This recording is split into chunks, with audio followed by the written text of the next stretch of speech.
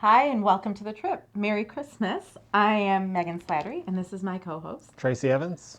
Welcome. Yeah, welcome, guys. All right, so first one, this is a great question. I've cheated in the past. This is a daring question. I've cheated in the past and fear that I may do it again. How do I not repeat this pattern in future relationships?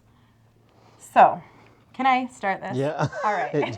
Jump right on. Actually, yes, jump right on in. Yeah, have a seat. No, I'm going to be to the point. There's something there. You may not want to be monogamous, and you're forcing yourself into a box that is not for you. We've talked about open relationships. That's a possibility.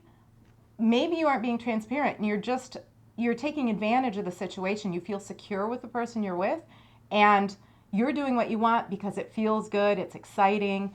You have to be between the eyes with yourself about this. Yeah. You have to look at why you're doing it. There's another potential, you could be sabotaging. So really this is about self-examination before anything, before you get into another relationship, because there's a lot of reason.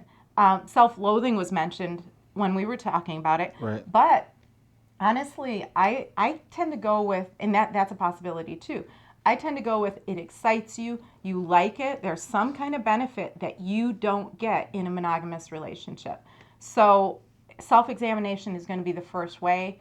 And I'm not necessarily going to say change yourself, but don't set someone else up for that, for you lying, for you acting without integrity.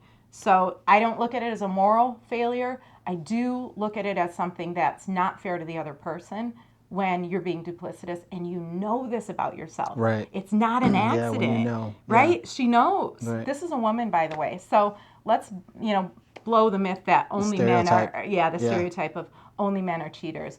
Anyone with opportunity that has a certain drive or maybe underlying issues, it's there. But monogamy is not the only way. Self-examination without going deeper into this, because I don't know, I don't have more information from you.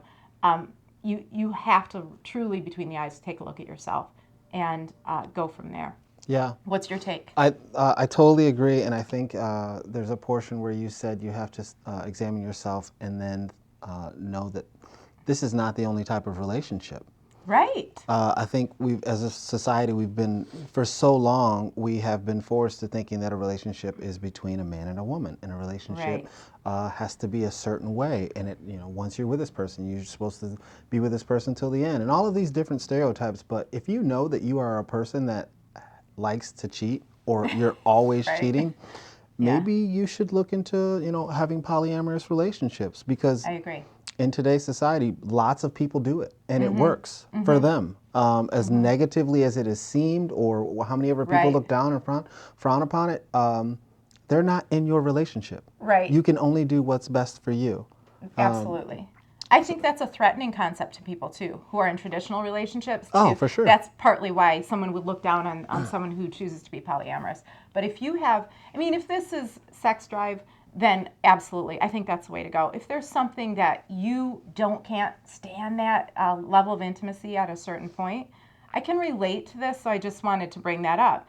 Having been cheated on and also being a cheater in relationships. I'm not proud of that, but like I said, I don't think it's a moral failure, but I do think it is something to reflect on. And the fact that you're asking, how do I prevent this, makes me think that there is something a little deeper to look at. Yeah. So, Lots of yeah. self-reflecting. And also think about the thought of maybe these partners that you're choosing are not worth your time, or worth you being monogamous. When you're setting yourself up for failure in that way, maybe these men aren't lining up right away, and you know that right away. So maybe look at how you're going into these relationships and who you're selecting, and how those beginning stages, honeymoon stages, are in the beginning. So they aren't compelling. So, yeah, they aren't compelling. That is a possibility. I definitely can relate to that. It can't be like, well, I talked about this, Can't be pajamas on Friday for me. So maybe down the line, I don't know. These like guys PJs. are trying to talk me into Netflix, that. pizza. Yeah. Sure. Oh, so good luck to you, and thank you for the question. Really interesting question. Yeah, Yeah. very interesting Thank you. question. Okay. Number 2. Oh. I just started dating a guy who is 22 years older than me. That's a lot. Everything is going great. That's hilarious. How old is too old? Signed, Ageless in Ann Arbor. Am I allowed to relate to this too? All right, sure. All right. Well, I'm a I'm just little older, again people. number two. No, We'll no, just no, go no. ahead. Well, Ageless. Well, it's not ageless. 22. Yeah. I was in an exact relationship, 22 years, between 30 and 32, and he was 54, something like that. Right. At a point, it's going to catch up. He used to joke when he would have a little buzz on. He'd say, "Are you going to push my wheelchair?" And at a certain point, I wanted to push it off. Short. Yeah, I'll show you a Yeah, wheelchair. I did. But it's something to think about. It's hard. At certain ages, it's easier. But if you really are going to grow old with this person, there's a lot to consider. There's generational things. There's kids. Does he have kids? Is this a man and woman? Girl. Girl. Okay. So there's a lot to consider. I think, yeah, love wins. We know that, right? Right.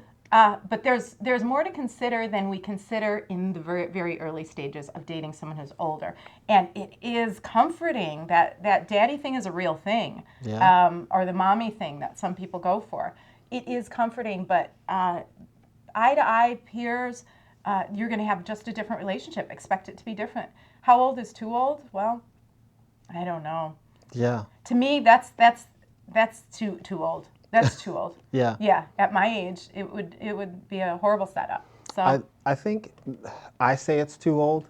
I don't know where that fine line is, whether it's 8 years, 6 years, Yeah, 10 I don't years, either. 20 years. I don't know where the fine line is, but I think you're going to have to weigh out some of the options of, like you were saying, when you get older, pushing someone around, or if you're happen to be out to eat and someone's like, "Hey, is this your father?" Yeah, Is this gonna a happen. daughter, father? Like, you have to think about all of those things because they're going to come up. And you made a very good point of saying love wins. And if you think love is going to win, let it win. Yeah. Take it, ride the chance. But I just think it's too old. Yeah, yeah.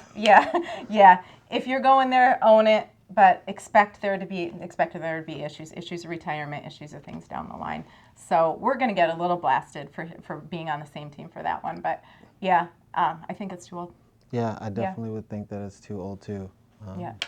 Yeah. So thank you so much for joining us. Find us at Relationships. Send your questions. You are the show. You're what makes the show happen. Yeah. Relationships@deadlinedetroit.com and Facebook page, Instagram. Yeah. Yep. And Instagram's coming.